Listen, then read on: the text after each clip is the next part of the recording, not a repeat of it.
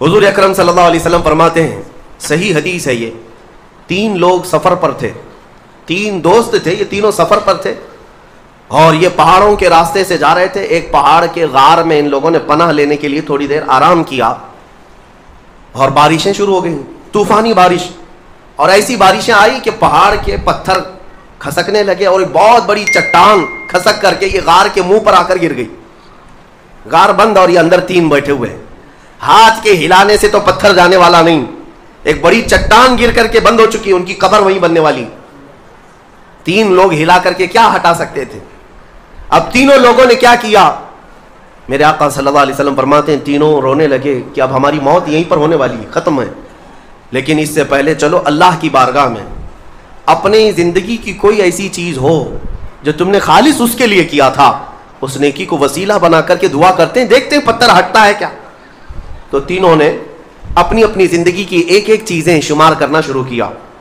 توجہ چاہتا ہوں، پہلے ایک بندہ سجدے میں گرتا ہے اور عرض کرتا ہے، مولا تو جانتا ہے میری ایک بوڑھی ماں تھی، ماں کی خدمت بہت کیا کرتا تھا، ماں کی بہت تعظیم کرتا تھا۔ ایک دن رات کو جب میں گھر پہنچا تو میرے پاس صرف ایک روٹی تھی اور تھوڑا سا دودھ تھا۔ میرے گھر کے کئی بچے تھے، بچے بھی بھوکے تھے، لیکن میری ماں بوڑھی تھی، تو میں جب بھی گھر رات کو پہنچتا پہلے اپنی ماں کو کھلاتا، اس کے بعد اپنے بچوں کو کھانا دیتا۔ اس دن ایسا ہوا کہ میرے پاس صرف ایک روٹی اور تھوڑا سا دودھ تھا، ماں بھی بھوکی تھی اور بچے بھی۔ بچے آ کر لپٹ گئے، کہنے لگے کہ ہمارے لیے کھانا، بھوک کی شدت ہے۔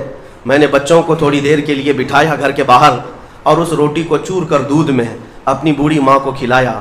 میری بوڑھی ماں جو بھوکی تھی وہ پوری روٹی کھا گئی اور پورا شکم سیر ہو کر وہ دعا کرتے ہوئے سو گئی۔ اس رات کو میں بھی بھوکا رہا، میرے بچے بھی بھوکے رہے، ہمارے گھر میں اس کے علاوہ کوئی کھانا نہیں تھا۔ اے رب ذوالجلال، میں نے اپنی ماں کے ساتھ یہ جو حسن سلوک کیا خالص تجھے راضی کرنے کے لیے، خالص تجھے راضی کرنے کے لیے۔ مولا اگر یہ میری نیکی تجھے پسند ہے تو یہ چٹان کو ہٹا دے۔ وہ دعا کر رہا تھا، چٹان تھوڑی کھسک گئی، اپنے آپ کھسک گئی، لیکن اتنی نہیں کہ وہ نکل سکیں۔ دوسرا جو ساتھی تھا وہ سجدے میں گرا اور وہ دعا کرنے لگا۔ یہ پوری حدیث پاک موجود ہے جس کو میرے آقا نے بیان کیا۔ میرے عزیز و زندگی میں کوئی ایسی چیز ہو جو اللہ کے لیے کیا ہو، پھر دیکھنا زندگی کی مصیبتیں آئیں، اسی نیکی کو تم اللہ کی بارگاہ میں رکھ سکتے ہو۔ دوسرا سجدے میں گرتا ہے اور کہتا ہے، مولا تو بہتر جانتا ہے میں اپنی چچیری بہن کا عاشق ہو گیا تھا۔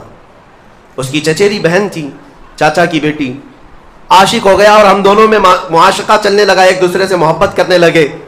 ایک دن ایسا آیا کہ ہمارے گھر والے اور اس کے گھر والے سب باہر چلے گئے، ہم دونوں تنہا رہ گئے اور ہم دونوں ایک کمرے کے اندر آئے۔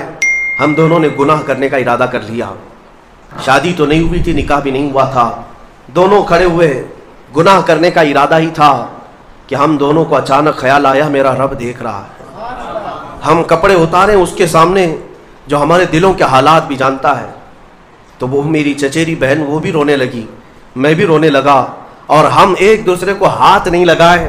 مولا اس زنا سے اور اس بدکاری سے اگر میں بچا تھا تو میرے رشتہ داروں سے ڈر کر نہیں، خالص تیری رضا کے لیے، کہ مولا کریم کے اس سلطنت کو میں اپنے گناہوں سے پامال نہیں کروں گا۔ تو جب یہ وہ کہنے لگا اور عرض کیا، مولا اگر میں وہ رات گناہ سے بچاؤں، تیری بارگاہ میں میرا وہ بچنا پسند ہے تو اس چٹان کو تو ہٹا دے۔ حدیث پاک میں چٹان اور کھسک گئی۔ تیسرا شخص تھا، وہ سجدے میں گرا اور کہنے لگا، اے رب ذوالجلال تو بہتر جانتا ہے میں ایک زمین اور جائیداد کا مالک تھا، میرے پاس کئی مزدور کام کیا کرتے تھے، اور ایک مرتبہ ایسا ہوا کہ میں مہینہ ختم ہوتے ہی سارے مزدوروں کو ان کی تنخواہ دے دیا کرتا۔ ایک مزدور ایسا ہے جو اپنی تنخواہ لیے بغیر چلا گیا، ایک مزدور تنخواہ لیے بغیر چلا گیا اور اس کی تنخواہ میں نے سنبھال کر رکھی اور اس سے ایک بکری خرید لیا۔ میاں لوگ تو کسی کی سیلری ہو دبا کر کے کھا جائیں گے، اور یہ حدیث پاک میں جس کے لیے کہا جا رہا ہے وہ بندہ کہتا ہے میں اس کی پوری تنخواہ سے ایک بکری خرید لیا، بکری کو پالنے لگا، وہ مزدور آیا نہیں، وہ مزدور چلا گیا، مہینوں چلا گیا، بکری کو میں پالتا رہا، بکری نے بچے دی، بچوں کے بچے ہوئے، بچوں کے بچے ہوئے۔ اے رب ذوالجلال تو نے اتنی برکت دی کہ اس ایک بکری سے ایک پورا میدان، کئی ہزار بکریاں بھر گئی، کئی ہزار بکریاں کئی سالوں کے اندر. وہ ان بکریوں میں نہ کسی کو بیچتا تھا نہ کسی کو ذبح کرتا تھا, سب بکریاں رکھا. کئی سالوں کے بعد اچانک وہ مزدور واپس آیا اور اس نے آ کر مجھ سے کہا کہ مالک میں آپ کے ہاں خدمت کرتا تھا, آپ کو یاد ہے کچھ سالوں پہلے میں نے اپنی تنخواہ چھوڑ دی تھی, 1 مہینے کی تنخواہ نہیں لیا تھا. تو میں نے اس سے کہا کہ ہاں مجھے اچھی طرح سے یاد ہے, اور اس کا ہاتھ پکڑ کر کے ان بکریوں کے ریوڑ کے پاس لے گیا اور کہا یہ تیری تنخواہ ہے, یہ پوری تیری تنخواہ ہے. اس نے کہا میرے ساتھ کیا مذاق کر رہے ہو مالک, میری تنخواہ اتنی ہے کہ اس زمانے میں ایک بکری بھی نہیں آ سکتی. اس نے کہا ہاں بالکل تو صحیح کہہ رہا ہے, لیکن اس زمانے میں ایک بکری خرید لی میں نے, اور اسی بکری سے اللہ نے اتنی برکت دی, اس میں میرا ایک بھی حصہ نہیں. تیری ان بکریوں کا دودھ تک میں نے نہیں پیا, صرف اور صرف تیرے انتظار میں, اور یہ ساری بکریاں تو لے جا. اور وہ مزدور خوشی خوشی اپنے پورے ریوڑ کو, آج کے زمانے کے وہ کئی لاکھوں کی بکریاں ہوں گی, وہ مزدور لے گیا. اب یہ بندہ کہتا ہے اے رب ذوالجلال, میں نے یہ امانت اگر سنبھالی تھی تو خالص تیری رضا کے لیے, مولا صرف تجھے راضی کرنے کے لیے, ورنہ پیسے کھا جاتا تو کون کیا کر لیتا, وہ مزدور کون سا وصول کر لیتا.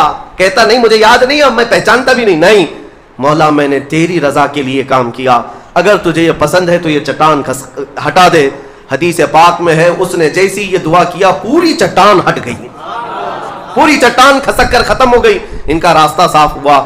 پتہ یہ چلا حدیث پاک کا یہ مفہوم ہے. میرے عزیزوں, میں اب آپ کے سامنے عرض کرتا ہوں, ایسی بڑی بڑی چٹانیں آج بھی ہم پر گر رہی ہیں, مصیبتوں کی چٹانیں, ظلم کی چٹانیں, لوگوں کے تان و تشنیع اور لوگوں کی گالی گلوچ کی چٹانیں. ان چٹانوں کو کھسکانے کے لیے تمہارے پاس اخلاص والی کوئی نیکی موجود ہے؟ رب تبارک و تعالیٰ کی بارگاہ میں